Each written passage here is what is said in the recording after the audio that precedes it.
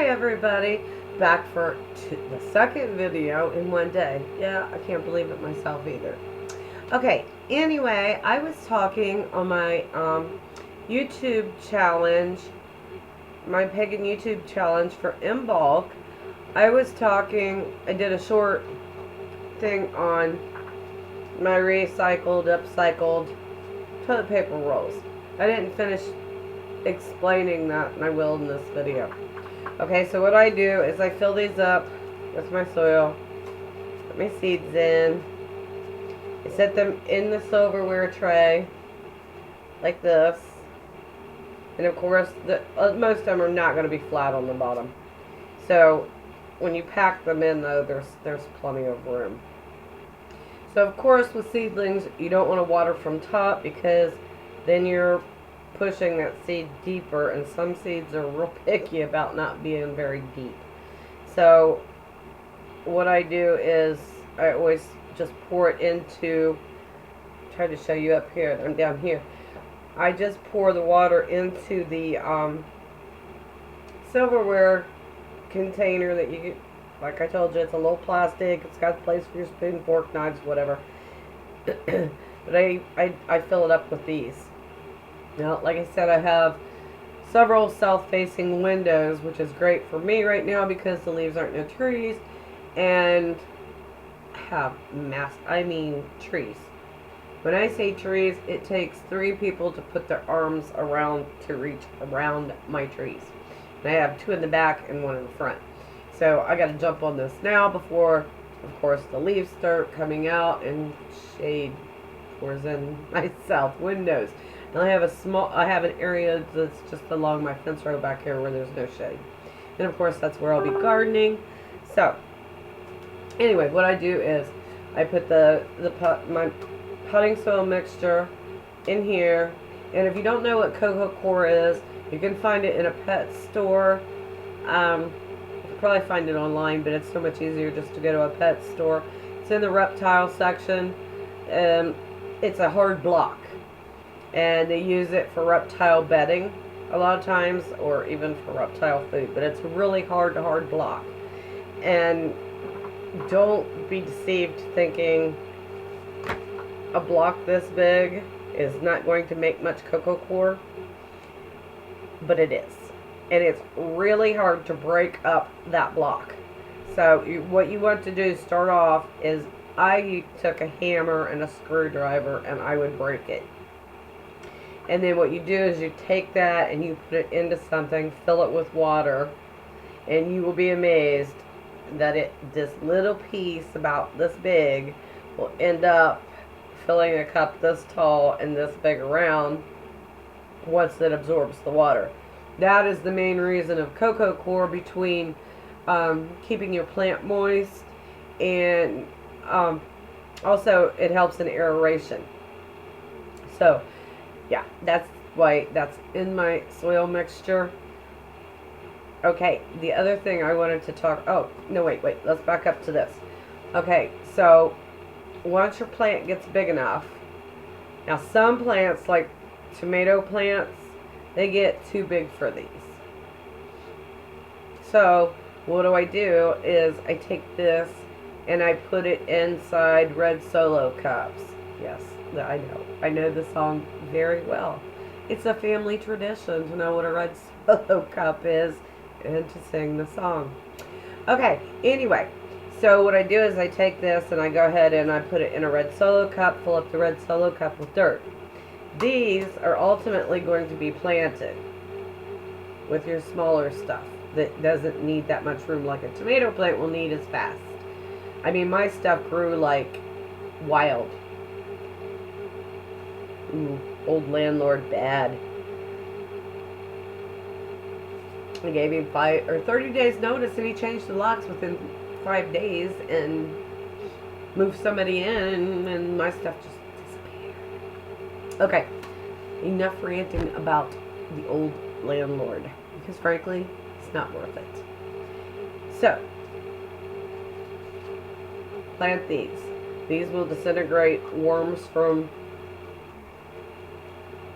down in the earth. Will and this will rot. This will just disintegrate into nothing. Okay, and so basically you're not wasting your starter pots or having to buy a whole bunch. Just use these and you just plant them in the ground. It works great. It works very well. Now, let's go to, and I wish I had a worm farm started. I'm trying to figure out where in this house I could put one where they'll stay cool enough. And I just don't know yet. Oddly, probably will be in my linen closet because it's dark and there's enough room that I could probably put a worm farm on the floor. Okay. It works really great if you have a basement. I don't have a basement. So, on to worm farms. And I don't have anything to really show you with. Don't want to use my... Okay. I'm going to take the lid off of my Guardian Angel Tarot deck just to show you what I'm talking about. Okay, so tubs. You want to get... I had a smaller version.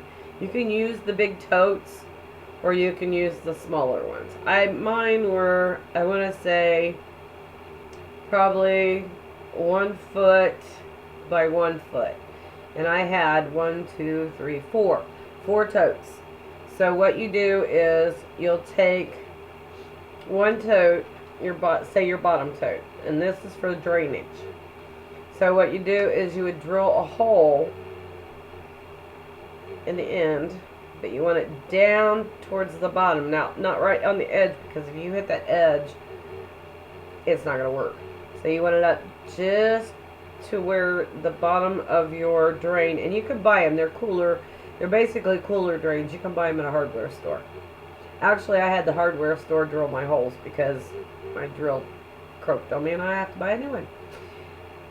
So anyway, so they drilled that and you basically push it in and it fits tight. You can put caulk around it. That's fine too. Okay, so the bottom bin would be your, this is where any liquid runoff is going to be. Some people, it's kind of iffy. Some people will use that on their plants and others don't. I never did because from everything I've learned it contains what can cause carcinogens. I don't know. I never used it. So what you're going to do is then I had to put a brick in mine to hold the next layer. So then you're going to put in the next tub on top inside that. And then, and of course on each tub except the bottom one, you want to drill several holes in the bottom. Not big holes. You don't want your worm castings to fall down into this. But you do want the worms to be able to move from bin to bin. So you want it, and the best worms are red wigglers. They produce like crazy. Very easy to get a hold of. I would suggest going to a bait store. Walmart carries them, but 99% of the time, if you would buy them like at Walmart or somewhere, they're pretty much dead. You do not have to refrigerate worms. That's a myth too. You want to keep them under 80 degrees. That's why in the summer here I'm concerned. Well, I do have air conditioning, but anyway. So what you're going to do is you're going to drill the holes, stack this. Now I put a little bit of soil in there, of course, and then I put my worms in this way. And then, and you really don't need that many. And then I'll have another one on top that sits down in there. Now, you don't shove it down in there because you'll smash your worms. So you just want to place it on top, also with holes drilled, so the worms can go up, the worms can go down. Pretty easy, actually. I know I'm probably making it sound complicated, but it's really, really super easy. They will make your nitrogen. You don't throw away garbage.